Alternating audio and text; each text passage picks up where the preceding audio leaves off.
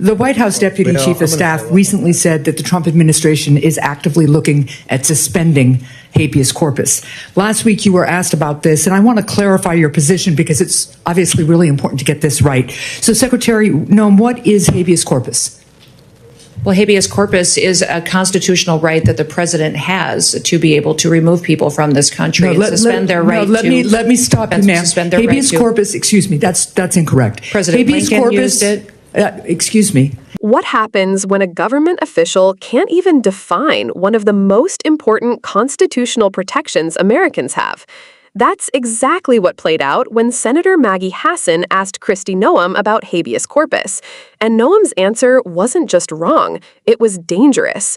Because if our leaders misunderstand this right, our freedom is at risk. Habeas corpus is the legal principle that requires that the government provide a public reason for detaining and imprisoning people.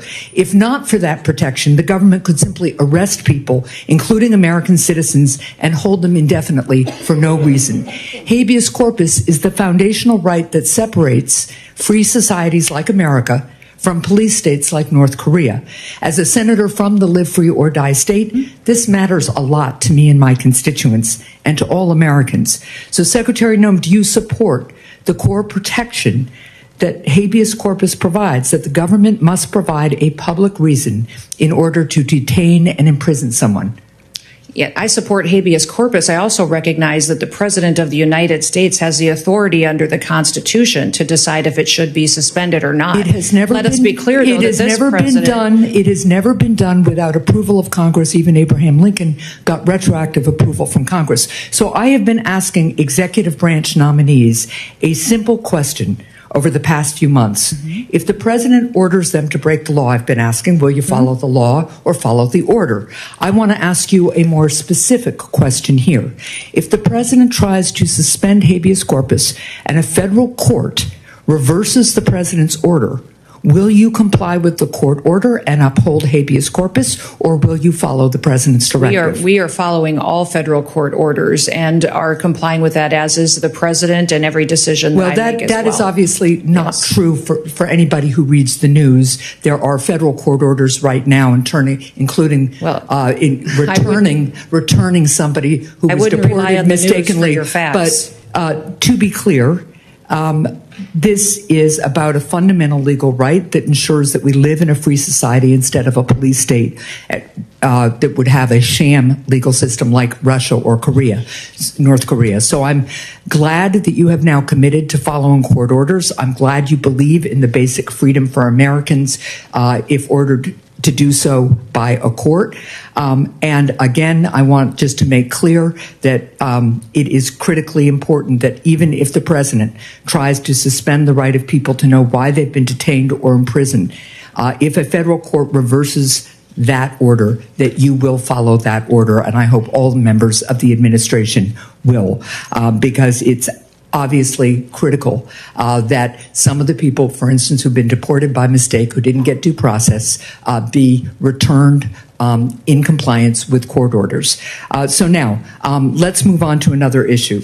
International criminal organizations target Americans with sophisticated cyber crime, including elaborate scams that robbed Americans of billions of dollars, with seniors in the United States losing $5 billion to scammers in 2024 alone. As artificial intelligence improves, so does the ability of criminals to deceive and defraud Americans. With this new technology, criminals can impersonate loved ones, develop advanced malware, or make more convincing phishing messages. How is DHS working to identify trends in illegal activity and ensure that new AI systems have safeguards in place to prevent their use in criminal activity? Yes, we are working extensively through CISA, but in all of our agencies to make sure that we're going after these criminal, nefarious actors. I would say partnering with private industry is critically important so that we have the insight that we need to really understand the tactics that they use and the advancements in software. The AI ability that they have to adjust and to supersede some of our systems is incredible. And so investing in those systems is important, but also having the knowledge and bringing everybody to the table and breaking down the silos between our agencies and our intelligence agencies is important, so we all have the information that we need to get. Well, and that gets me to one final point and question here, because Senator Peters began to ask about it. There's been recent reporting that indicates that the Chinese government installed remote access to Chinese-made power inverters in the U.S., raising concerns that the Chinese government could try to disable parts of our power grid. And you made a comment following up on Senator Peters' question about the importance of not only working with private industry on this issue, as you would also want to work on AI, but also on working with state and local governments on cybersecurity. And can you just talk to me a little bit about how DHS is partnering with state and local governments right now on cyber? Well, that's one of the core critical missions of CISA, is to help those state and local governments harden their systems. We're extremely vulnerable by our weakest link. And so when you have a small state that doesn't have the resources it needs to invest in these security operations, then they're vulnerable to attacks and hacking attempts, and they can access our systems. If they have a contract or a system that interfaces with the federal system, it makes us vulnerable as well. So we are responsible for 10 of the 16 critical infrastructures under the Department of Homeland Security, and making sure that China can't come in and shut down our electrical grid, our water systems, things that people rely on every day for their day-to-day lives is very important. So that's why we need these kind of partnerships, is to make sure that we're secure all the way down to our smallest actor that participates. What we just witnessed between Senator Maggie Hassan and Secretary Kristi Noem isn't some minor slip-up. It's a moment that goes to the very core of what it means to live in a free society. When Senator Hassan asked Noem to define habeas corpus, Noem's fumbling answer revealed something much larger than a gap in constitutional knowledge. It exposed how fragile our system can become when leaders misunderstand or misrepresent the most fundamental protections Americans rely on. Let's pause for a moment here. Habeas corpus is not some abstract legal term buried in Latin only relevant to scholars or lawyers. It literally means you have the body. At its heart, it is the principle that the government must provide a lawful reason before locking you up. Without habeas corpus, the government could snatch people off the street, imprison them indefinitely, and never have to explain why. That's not the stuff of free societies. That's the hallmark of authoritarian regimes. Think about it. If habeas corpus didn't exist, there would be nothing stopping a president or a government from targeting political opponents, journalists, or even ordinary citizens and keeping them behind bars without trial. It's what separates the United States from police states like North Korea or dictatorships that use prisons as tools of control. That's why this principle has been called the Great Writ of Liberty. It is literally a shield that protects every single American, regardless of politics. So when Noem incorrectly described habeas corpus as a tool the president can use to suspend rights and remove people from the country, it wasn't just a misstatement. It was a distortion of its meaning, turning a citizen's shield into a weapon of government power. That inversion should concern everyone, because when leaders in power get something this basic wrong, it opens the door to abuse. Senator Hassan's correction was not just about fact-checking Noem. It was about drawing a clear line. In America, power flows from the people, and the government must always be held accountable. Habeas corpus is one of the oldest, most enduring ways we do that. In fact, its roots stretch back to the Magna Carta in 1215, centuries before the United States was even founded. Generations fought and died to preserve this principle, precisely because they knew the dangers of unchecked authority. And history tells us something else important. Suspending habeas corpus has only happened in the gravest of crises, like during the Civil War under Abraham Lincoln.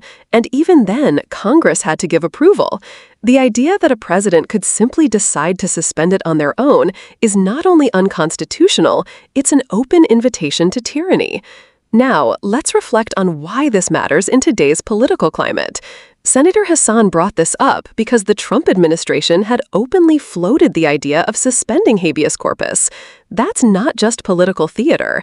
That is a direct threat to the principle that keeps America a nation of laws rather than a nation of arbitrary power.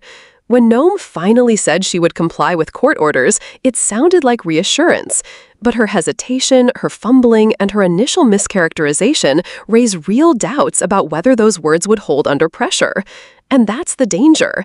When leaders are vague or confused about foundational rights, the public has to remain vigilant, because once rights are eroded, they're not easily won back. Here's the bigger picture. Civic literacy matters.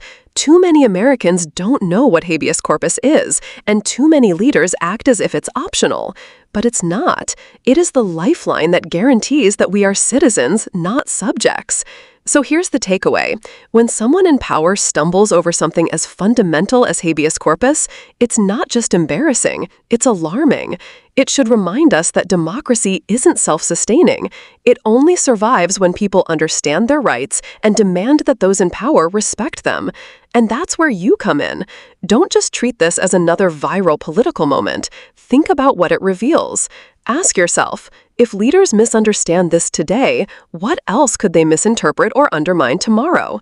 Staying informed, asking questions, and holding officials accountable is not optional. It's the only way a free society continues to be free.